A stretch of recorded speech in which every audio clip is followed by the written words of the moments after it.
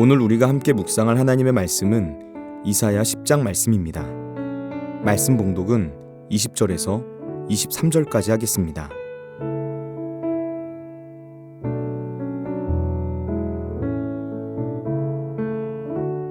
그날에 이스라엘의 남은 자와 야곱 족속의 피난한 자들이 다시는 자기를 친 자를 의지하지 아니하고 이스라엘의 거룩하신 이 여호와를 진실하게 의지하리니 남은 자 곧 야곱의 남은 자가 능하신 하나님께로 돌아올 것이라. 이스라엘이여, 내 백성이 바다의 모래 같을지라도 남은 자만 돌아오리니 넘치는 공의로 파멸이 작정되었음이라. 이미 작정된 파멸을 주 만군의 여호와께서 온 세계 중에 끝까지 행하시리라. 아멘.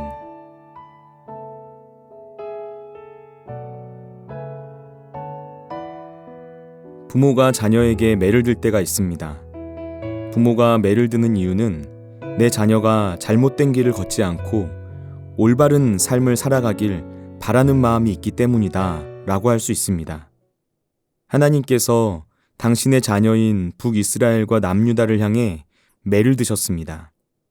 그런데 단순히 매를 든 것으로 부족해서 몽둥이를 들어야 할 정도로 북이스라엘과 남유다의 상태는 수많은 악행과 패역으로 가득했습니다.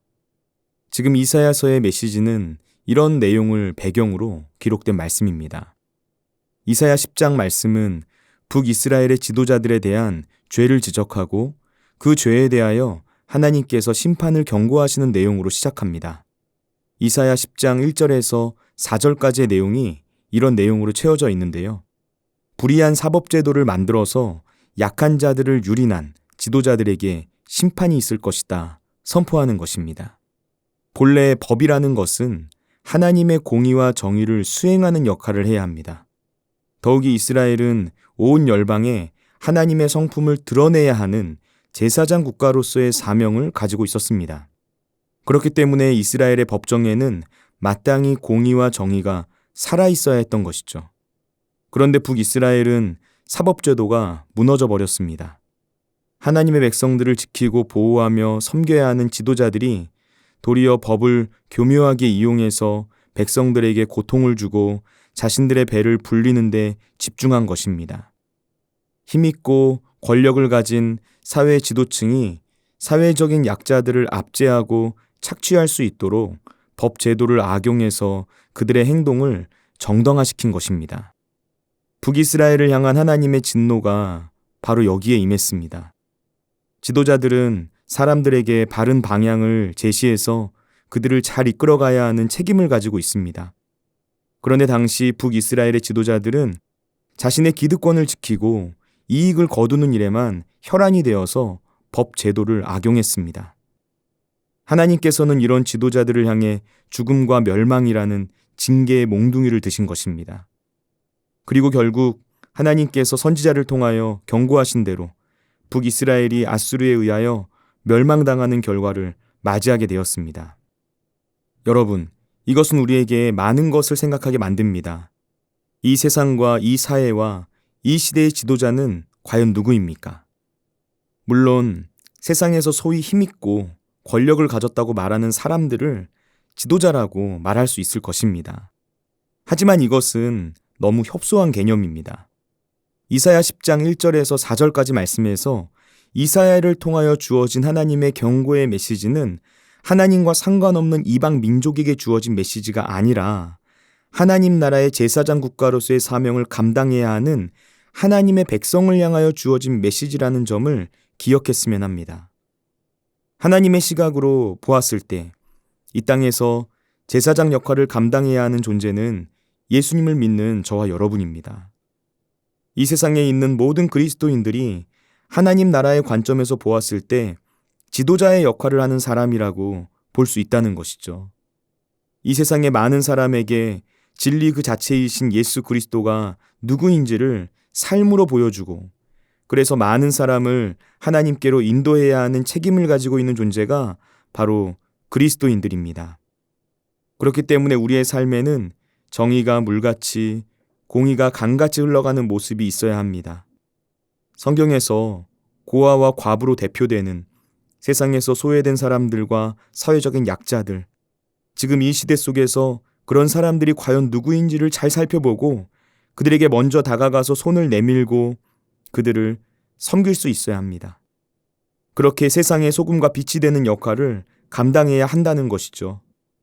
우리가 그 역할을 잘 감당했을 때, 우리의 삶이 세상의 소금과 빛이 될 때, 우리는 하나님이 하나님이라는 사실을 세상 가운데 보여줄 수 있는 주님의 도구로 쓰임받을 수 있는 것입니다. 이사야 10장 5절 이하에 이어지는 내용은 하나님께서 범죄한 북이스라엘을 징계하는 데 사용하셨던 아수르의 심판에 관하여 기록되어 있습니다. 하나님께서는 범죄한 이스라엘 백성들을 징계할 목적으로 아수르라는 나라를 진노의 막대기로 사용하셨습니다. 아수르가 이스라엘보다 더 나은 삶을 살았기 때문에 그들을 사용하신 것이 아니었습니다. 하나님의 의도는 그저 아수르를 하나님의 백성들을 회개시키려는 도구로 사용하는 것뿐이었습니다. 그런데 아수르는 이런 하나님의 의도를 전혀 깨닫지 못했습니다.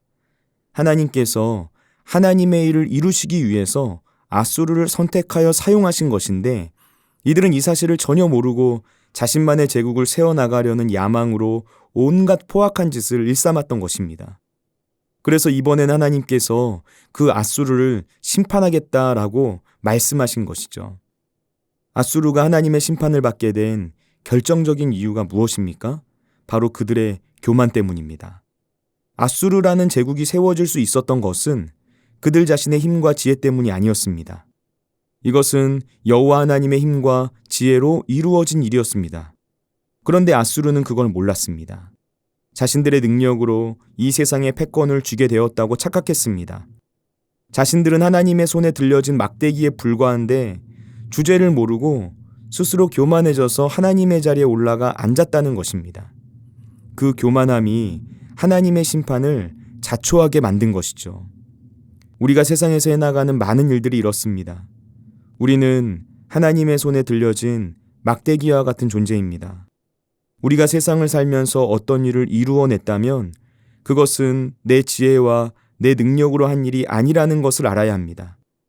우리에게 지혜를 주시고 능력을 주신 하나님의 도우심이 있었기 때문에 오늘의 내가 있는 것입니다.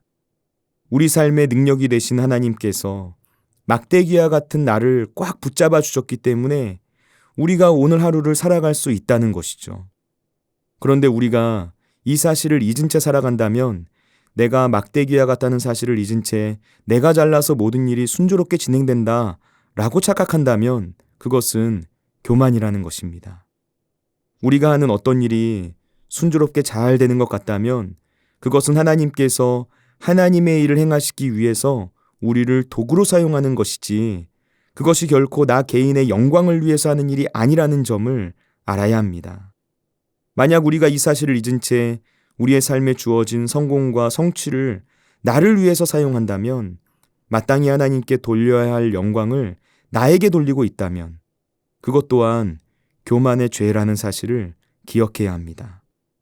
그러나 우리가 하나님 앞에서 늘 겸손하게 스스로 낮아지면서 주님의 뜻이 무엇인지를 묻고 그 주님의 뜻에 기쁨으로 순종한다면 우리는 하나님의 손에 붙들려서 아름답게 쓰임받는 주님의 도구가 될 수 있다는 것이죠. 이사야 10장에 오늘 우리가 읽은 본문 말씀을 보시면 남은 자라는 단어가 눈에 띕니다. 이사야가 하나님의 심판을 선고하면서 동시에 그 심판 이유를 바라보면서 남은 자에 관하여 말하는 것입니다. 심판 이후에 남은 자가 있다는 것입니다. 징계로 인해 하나님의 백성이 모두 멸절되는 것이 아니다. 하나님께서 남겨두시는 사람이 있다는 것입니다. 이것이 심판의 메시지 속에서 찾아볼 수 있는 우리의 희망입니다. 여러분, 하나님께서 남겨두는 사람, 남은 자는 과연 누구겠습니까? 아수르를 의지하지 않고 끝까지 여호와 하나님만을 의지하는 사람입니다. 지금 당장 내 눈에 보이는 세상의 힘을 의지하는 것이 아니라 내 눈에 보이지 않아도 역사를 주관하고 계신 살아계신 하나님을 믿음의 눈으로 바라볼 수 있는 사람입니다. 오직 하나님만을 꽉 붙잡고 살아가는 사람, 하나님께서는 그런 사람들을 남은 자로 세우실 것입니다. 요즘 세상이 참 어지럽습니다. 너무나 혼란스럽고 정신이 혼미해지는 일들이 가득합니다. 이런 시대 속에서 세상에서 들려오는 이런저런 소리에 요동하거나 흔들리지 않고 하나님만을 바라보며 믿음의 자리에 굳건히 서 있는 믿음의 사람들이 세워져야 하는 시기구나 하는 것이 느껴집니다. 역사를 주관하신 하나님을 바라보시고 그 하나님을 신뢰하시기 바랍니다. 위기의 상황에서 우리가 의지할 분은 오직 하나님뿐입니다. 우리가 견고한 믿음으로 그 하나님을 바라볼 수 있다면 이 세상이 아무리 악하고 혼탁하다 할지라도 마치 하나님의 심판이 언도된 것 같은 시대를 살아가는 것처럼 느껴진다 할지라도 우리에게는 여전히 희망이 있습니다. 하나님께서는 당신의 남은 자들을 통해서 계속해서 하나님 나라의 역사를 이어가시기 때문입니다. 기도하겠습니다. 우리를 사랑하시는 하나님 아버지, 두려움 없이 주님을 의지하며 살아갈 수 있도록 우리의 발걸음을 인도하여 주옵소서. 이 세상이 아무리 혼탁하고 어지러울지라도 우리의 유일한 도움이시고 피할 바위이시고 산성이신 여호와 하나님 아버지 한 분만을 바라보길 원합니다. 우리에게 믿음의 눈을 열어주시고 하나님께 시선을 고정하여 살아갈 수 있는 담대한 믿음을 허락하여 주옵소서. 오늘 말씀을 통하여 징계 속에서 당신의 백성들을 향한 아버지의 마음을 느끼게 됩니다. 징계는 잠시이지만 하나님의 사랑은 영원함을 믿습니다. 하나님의 사랑을 믿는 온전한 믿음으로 시련과 고난과 어려움의 시간들을 두려움 없이 견뎌나가는 하나님의 백성들이 되도록 인도하여 주옵소서. 오늘도 우리와 함께 하시는 예수님의 이름으로 기도드립니다. 아멘.